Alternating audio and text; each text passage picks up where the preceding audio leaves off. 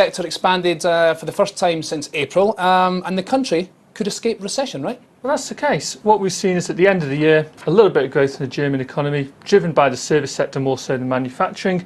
Now, if Germany was to fall into recession, it would also have to contract in the first quarter of next year.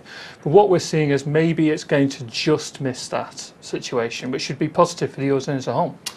But as you mentioned there, manufacturing not quite as upbeat as services. In fact, if the German manufacturing is shrinking, then that's bad news not only for Germany but for the Eurozone. Yes, and what we tend to find is manufacturing is a very cyclical sector, which suggests there's still some cyclical weakness in the German economy as a whole. But where German manufacturers are being hit hardest, that's with the global demand picture. Exports in Germany fell very sharply according to our numbers, and that's because of this global economic slowdown we're seeing. Is there anything to suggest in the German manufacturing numbers that we're near a bottom here?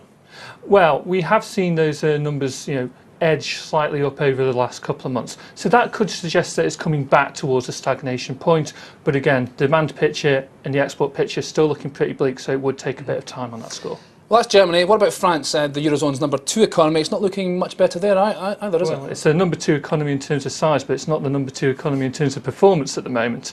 The French numbers from the PMI have been pretty dire over the last few months, and that's going to be a serious drain on the Eurozone as a whole, and really means that the recovery we saw in Germany is going to become much more of a one-pivot recovery on that basis. Now, economist Nouriel Roubini, a man not known for his optimism, he said earlier this week that France is headed for recession next year. Is that something that we're seeing from those PMI numbers too? Well, as I say, the French PMI numbers have been pretty weak over the fourth quarter, not coming into the first quarter next year with much momentum, and so that does put France in a direct position to potentially fall into recession. Yes. And just to round it all up, what do today's numbers do to your overall outlook for the Eurozone economy? Does it make you any more or less pessimistic?